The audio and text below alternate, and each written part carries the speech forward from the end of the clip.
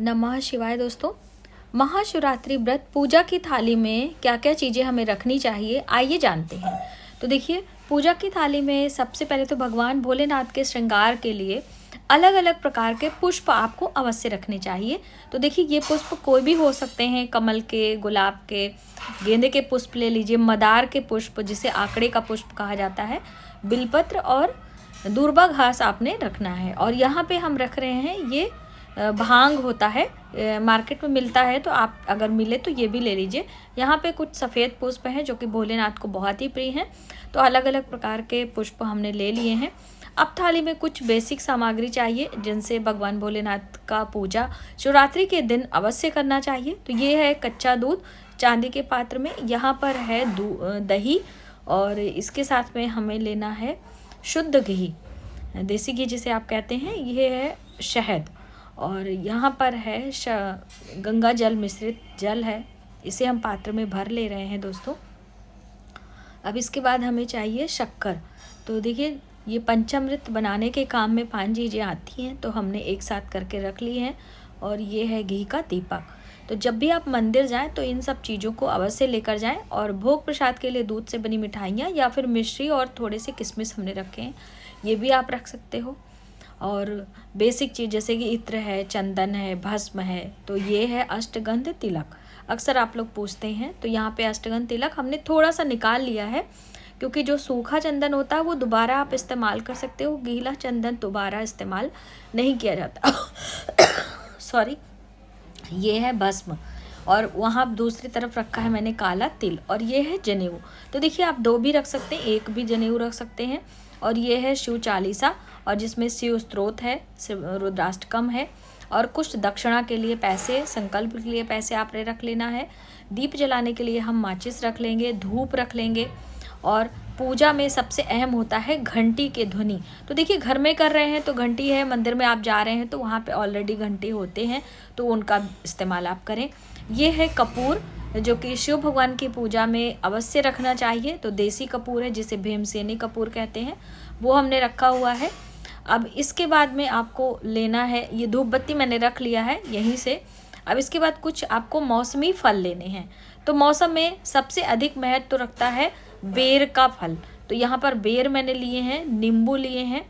तो आप फलों के रस से भी अभिषेक किया जाता है।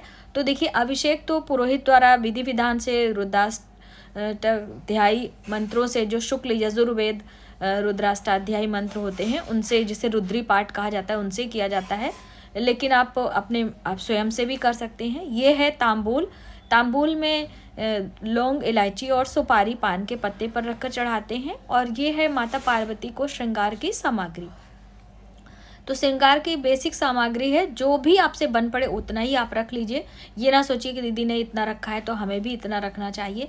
यहाँ पर चुंदरी है और कुछ श्रृंगार की सामग्री, और ये है चूड़ियाँ।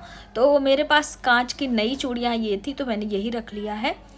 और दोस्तों, थोड़ा सा तबीयत ख़राब है, इस वजह से आवाज़ आपको थोड़ा ऐसी लग रही होगी, तो इसे इग्नोर करिएगा। और यह है मंत्रों का जप करने के लिए रुद्राक्ष की माला।